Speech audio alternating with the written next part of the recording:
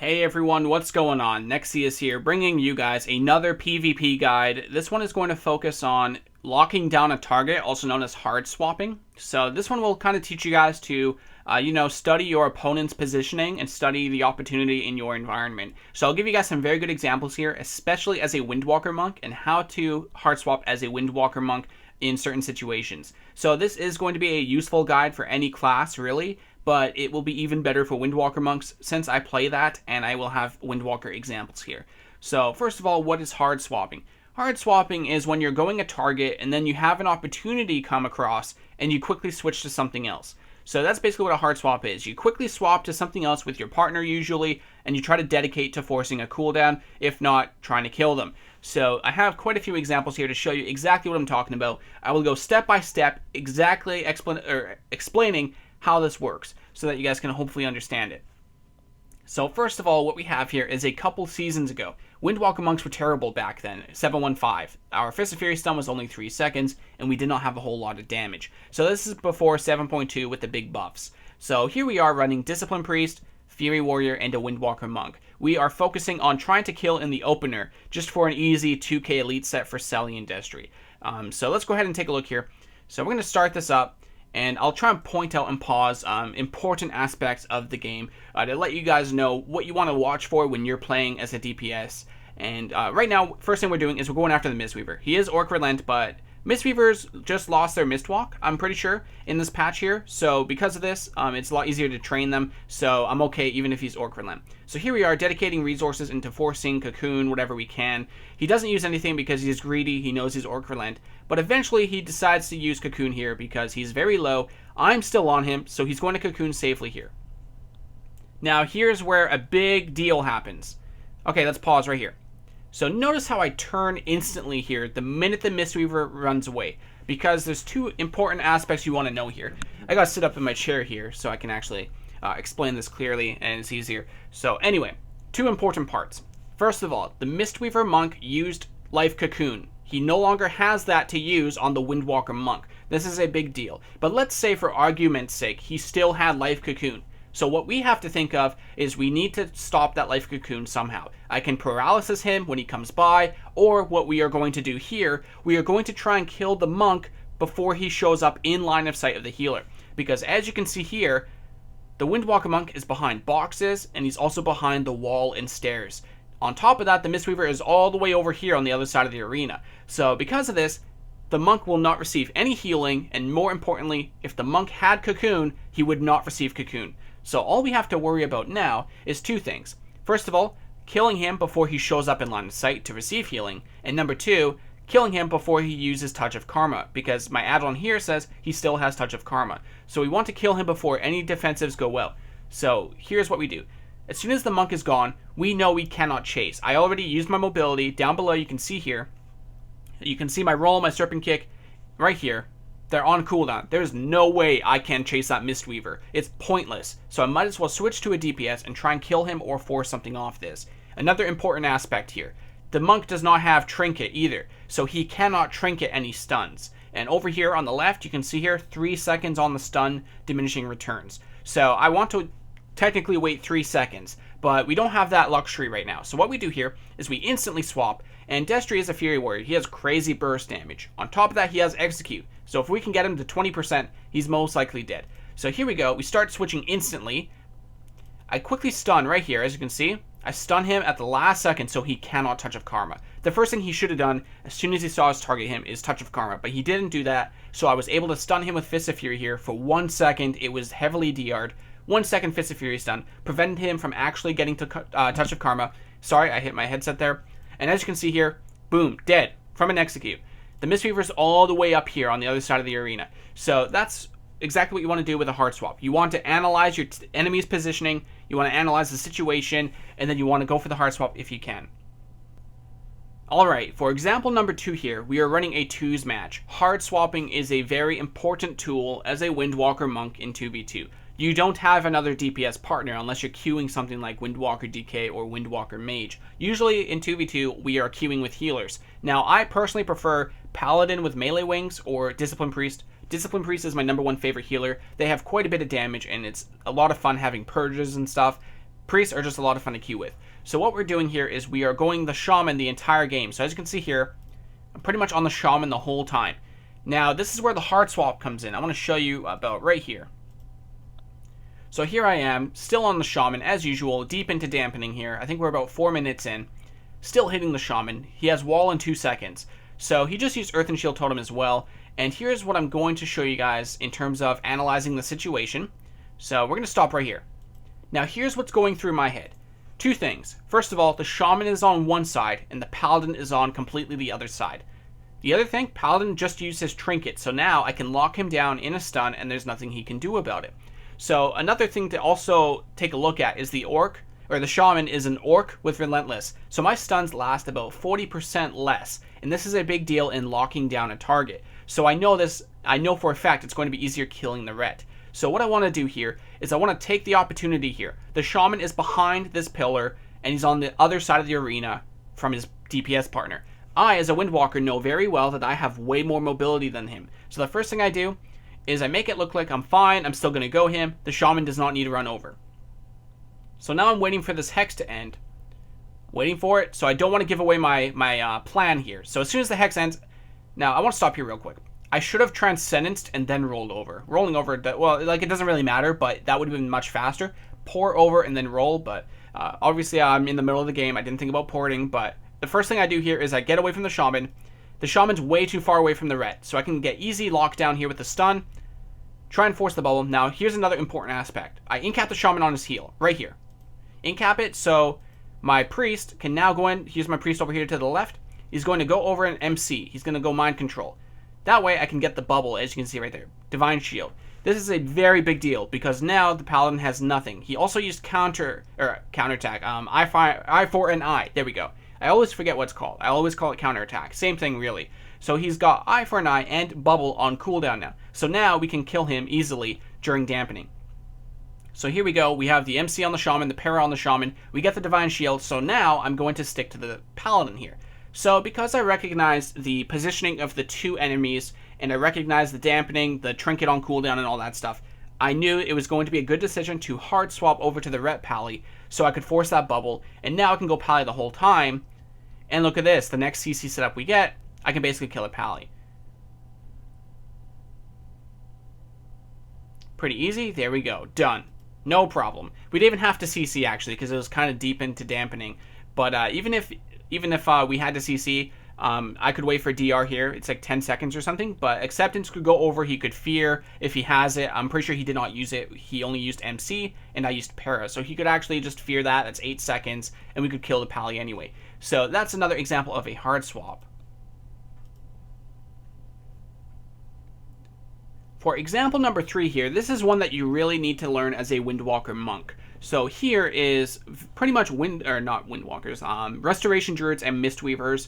Anything that can get away quickly. However, if you can lock them down and easily force a cooldown, this is how you want to hard swap. So Druids are the biggest example of this, even more so in 2v2. Because if a Druid goes Bear form, he will reduce the damage of our attacks by so much. Windwalkers are mostly physical damage, and Bear form has a lot of armor. So if you actually try to kill the Druid through Bear, it's going to be very, very difficult. So what you want to do is you want to go the DPS, and then when the opportunity rises, you want to paralysis him out of form. Now, if he's in cat form like over here, that's fine. As long as he is not in bear form, that's okay. So if you can paralysis him outside of bear form like this, you can go over, stun, and then try and kill him. So I'm going to show you an example here without me talking, and then I'll explain some more. It's Ellie until I have stuff. Alright, hey look, this warrior. Actually, I'm gonna give you this warrior over here. Why not? Or I'm gonna get sheared instantly. Let's go too. Yeah, whenever you have damage. Druid's not even coming out. Or like going stealth. I have damage now. Okay, incap. Trying to. Not touching, not touching. Stun. Big damage. Hugest damage ever. Trinketing. Come on. Yes. I trinketed the hex instantly because I'm like, yeah, we're getting this kill. No. Okay, so as you can see there, the Druid surprisingly was not expecting it. Like, if you're a Resto Druid and you're facing a Windwalker, the number one thing you want to think about is paralysis. You actually have to keep your eye on the Windwalker, because Windwalkers desperately want to paralysis you like this. If you can get a Druid out of form like this, you can paralysis, stun, you will easily force cooldowns. Now, for some reason, this Druid was messing up a lot, and I'll explain some of his mistakes. So if you're a Restoration Druid watching this, here's some important tactics against Windwalker. So this is what you will desperately want to do in 2v2. Whenever there's a Resto Druid in 2v2, 3v3, whatever it is, you want to try every opportunity you can. You don't need leg sweep all the time, even if you have Fist. What you want to do is just go up, paralysis, stun. Now, you don't have to sweep. You can also just Fist of Fury for 4 seconds. Your mage partner or DK or whoever you're with can do damage through the 4 seconds as well. I want to show here real quick. You can see just how quickly this is. So this is about 4 or 5 seconds of stun. Now, I want to replay this real quick, and I want to direct you guys over to here. So if you look where my mouse is on the left here, right here, this square is how long he is in a CC. So here's paralysis. He's going to be paralysis for 1.6 seconds. Now keep looking at that. So here we go. We leg sweep for basically 4 seconds. Well, apparently it's 3, but it said 4. Anyway, 3 seconds here. You can see there, 3 seconds. He is not running Trinket, and this is his first mistake. He doesn't have Trinket. You have to run Trinket in this composition, or not composition, this state of the game where damage is so high. And this is a perfect example of why you want to run Trinket, even if you're Orc. So let's go ahead and play. Now look at that countdown. It's going right to 0, 0.4 seconds. Watch when my Fist of Fury hits. Almost exactly on top. And we were able to get the kill. So we prevented Bear Form. Now, if this Druid was a high-rated player, basically what would happen is he would probably Trinket Bear Form, or Barkskin at least, but he didn't do any of that. And that's exactly why you want to usually run Trinket. Or, more importantly, if you can see the monk coming to you, you want to go Bear Form before the paralysis even hits. If you can do that, then you just stopped a lot of damage. So just another example there. That's exactly how you want to hard swap as a Windwalker monk against Restoration Druids and Mistweavers. Any healer that's squirrely and very hard to catch. So for example, if the Mistweaver is doing the same thing, let's say he's hiding behind the pillar and he decides to pop out, you want to quickly go over in cap when he pops out and do the exact same thing. So if this was the Mistweaver, he came over and he's trying to heal his DPS, you want to paralysis, lock him down, and do some damage. You can easily force Mistweaver Trinket, Mistweaver Life Cocoon, Fortifying Brew, something like that. Way of the Crane as well. So you want to force them to use it defensive when they don't want to. So that's the whole point of doing a lockdown like this on the healer. In this case here, we should have gotten Barkskin or Trinket or something, but for some reason the Druid's running Relentless. I would not be surprised if he started running Trinket now after this game, but just a quick example there of how to hard swap. Again, just one more time, I know it's kind of annoying repeating it, but for those of you that want to learn Windwalker, this is what you want to do. You don't want to chase the Druid all around. You don't. You want to hit a DPS, so here the Warrior's taking quite a bit of damage. You want to force the Druid or Mistweaver or whoever out, then you want to go him. So you don't want to chase him. You don't want to be predictable. If they see it coming, he will Bear Form before you even do anything. If he Bear Forms right on your paralysis, you're going to have to wait like 20 seconds. It sucks. So basically you want to make sure you catch them off guard. You want to hit the DPS, and when they don't expect it, go over paralysis, and then you do your stun, and then you do your damage. That leg sweep alone should force your Trinket, and then you have 2 minutes to try and kill him out of form again. So you can do this basically every 25 seconds. Paralysis into Fist, do some damage, you can force Barkskin, whatever you need. So usually the first time I do this, I usually almost always get Trinket. So very important to note. Alright, I think we've explained that one enough. Let's go ahead and go to the next example. So this one here, it's just another Resto Druid example here. So we're going to play this one. So we're just going the DPS, and there will be an opportunity there where we see the Druid finally come out, and then we make the switch over. So I'll show you an example here.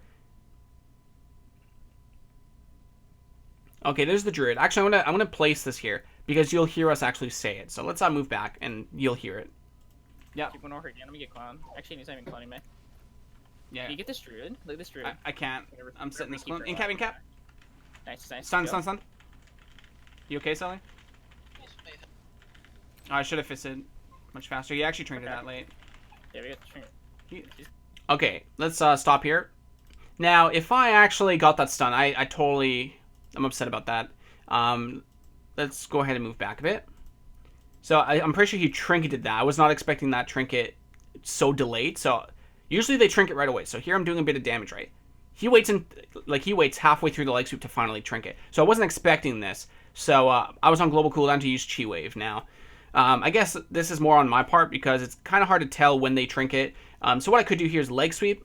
If you look at the bottom left here, you can also see what I'm using. So bottom left right here, I have an add-on that shows what abilities I'm using. So I leg sweep into Serenity, into a Windlord. First thing I want to do is Windlord, because if he hits bear form at any time, it mitigates a lot of damage. So I want to get as much pressure out as possible. So first thing I do is Windlord. Into a Sun Kick. So what I want to do now is I want to Fist right here before he gets bear form. He's not in bear form yet, so if I could Fist here, we probably would have killed him.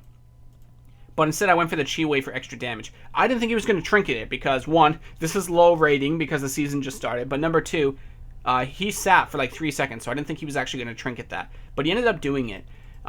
If you saw the previous game, right, I actually Fisted right as soon as the stun ended, and that's what I really want to do. Is it's hard to really determine because you use global cooldowns on Chi Wave, Sun Kick, so they could Trinket in between those cooldowns, and then you can't Fist right away. And that's exactly what happened here. I ended up Fisting anyway. We get him so low. But if you take a look here, we forced 2 things. Sorry, we forced 3 things. No, maybe 4 things. Holy crap. Okay, so let's stop and analyze this. First of all, we forced Trinket here, as you guys see. Second, we forced Iron Bark, as you can see here as well. Third, we forced Bark Skin, as you can see right here on the top left. Bark Skin, Iron Bark, and Trinket. The other thing we forced as well is Tree Form, as you can see right here. He's a big, big tree. So we forced 4 cooldowns on 1 setup. So now we can just kill him a little bit later, which is exactly what we do. So push him forward a bit. We chase him. It's really hard to out DPS Tree Form. So what we do is we just go to the DPS. We try and keep Selly alive. We focus on defensive play. So that's basically how it works, is if you can hit that hard swap, you will force so many defensive cooldowns. Let's go. Can we go back to that game? It doesn't matter. Anyway, what I want to say one more thing about that game, actually, is basically about 20 seconds later, after Diminishing Returns wears off, you can do the exact same thing again. Go to the DPS, you see the Druid out, you hit Paralysis, Fist of Fury, or even Leg Sweep if you have it again. You'll kill him next time, because 1, Trinket's on cooldown, Bark Skin's on cooldown, Tree of Life is on cooldown. The only thing that might come up is Iron Bark, and you can maybe still kill through it. So, very important thing to note there. Okay, this is the last example here I'm going to show you guys. So, the first thing we do here is we go the Shaman. We go the Shaman because of one quick thing here. So if you take a look right here, I'm targeting the Warlock. And the Warlock right here, if you look at the top left, has Earth Shield. So he has 10% reduced damage taken, and he gets increased healing from the Shaman. So the Shaman does not have it on himself. So we are going to go the Shaman because of this. He will take more damage, and just like the Resto Druid, without Earth Shield, it's kind of like a bear form. It's a much weaker version of the bear form, but the point still stands, right? He does not have bear form, aka Earth Shield, so we go the Shaman here, and it makes it a lot easier to force cooldowns like Spirit Link or anything else. So we're going to play here. I get the triple stun, so the DPS have nothing to stop us. We have nothing, or there's nothing that they can do. They are all stunned unless they use a trinket. So we keep watching. Shaman's about to come out of stun here on the left side, you can see here. About to come out of stun. Stun one more time. First thing that happens, we force Trinket off that stun. So let's move back real quick. Look at this. 1 second Leg Sweep over here. It's about to come off. Comes off for a split second. 1.5 second Fist of Fury. It's only 1.5 seconds. Now, that's a very big deal right now, because look at his health. So because of this 1.5, he doesn't Trinket the first sweep. He should have Trinketed the Leg Sweep, honestly. But no, he sat the sweep. He realized, oh crap, another stun. This is where I'm going to die. So what does he do? He panics. Trinkets, Shaman Wall, and I think he even Spirit Linked here. Yeah, see, we almost killed him through it, the wall. So he even Spirit Linked. So we got 3 cooldowns off this hard swap. And then, well, that's not even really the hard swap, to be honest, because like it's not like we went the lock and then swapped him. We were going Shaman in the opener. We saw no Earth Shield on him. But you can see there, that's basically what happens. The hard swap is later down here. So we actually did not kill him there. It lasts quite a while. So what we're doing now here is we're going the Warlock, and we'll notice something about the Shaman. For some reason, he comes out in the open. So look at him. See? I don't know what he's doing right now. I think they smell blood. My mage was low, I think. Well, he was. See, right over here, he's half health. So I think they smelled blood in the water. So they started wanting to chase the mage, start purging him, so they could kill him. Now, this was a big mistake because, look, he's back to full health. So why would you want to chase? So the Shaman's chasing. His wall is about to come up. So what do we do here? Oh, hey, the Shaman's chasing. So let's take a guess. We're going to actually go on the Shaman. Let's stop. No Earth Shield once again because we were just on the Warlock. Because we were just on the Warlock, he threw the Earth Shield on the Warlock, and Earth and Shield Totem is way over here. The Shaman is not in his Earth and Shield Totem. So all he has right now is his Shaman Wall. And he has no Trinket either. No Earth Shield, no Trinket, no Earthen Shield Totem, no Spirit Link, only Shaman Wall. So let's go ahead and watch this. I stunned him right on his Gust, so now he can't run away. So he's stuck in the stun for 3 seconds. We go for another Fist of Fury, so he cannot heal. He Shaman Walls a second too late, and then he dies. So that's a hard swap right there. So those are all my examples. I'm sorry if this video is a lot longer than you were hoping, but I like to make guides where I am very specific. I want to help you guys. I want to help you guys understand exactly how this works so that you can actually go into the game and replicate it and you actually learn from it. So let me know how these guides work out for you guys. Is it helpful? Am I too long? Like, let me know. Constructive criticism, freedom, whatever. When I was saying freedom, feel free to comment down below. There we go. Finally getting it properly. Feel free to comment down below what you thought of this guide. I do have other guides as well. I want to try and improve these, so if I'm talking too much, too many examples, am I doing a great job in terms of specifying what to do, explaining it, let me know how I am doing. So I do want to cover one more thing here, which is the conclusion, the general aspect of hard swapping. So what did we learn here? Let's go with the summary. So we learned that you always want to watch positioning and you want to watch abilities based on the class. Is the Druid in bear form? If he is, you don't want to go him yet. You want to catch him out of form. You want to watch that positioning. If they're on one side, away, you can go the other one if you want to because they can't get healing. Shaman doesn't have Earth Shield. He doesn't have proper cooldowns. He's out in the open for some reason. You can go him, hard swap. So we went from Warlock to here. So that's basically how hard swapping works, especially as a Windwalker. The Resto Druid one is the most important one that I would recommend. So if you need to watch that gameplay again, I do recommend it. I might make a future video, Windwalker versus Druids. I might make that if that's something you guys want. Make sure to let me know in the comments. I might still make it so I can show you guys exactly how I do these Resto Druid hard swaps, because some of them are very annoying to deal with. Some Druids are really good at preventing them. So I will try and save some gameplay of me going against Resto Druids in 2s or 3s and try to show how I do that. But overall, this is the guide. I hope you enjoyed it. I hope it was helpful. Thanks so much for watching, and I'll see you on my next video. Bye, guys.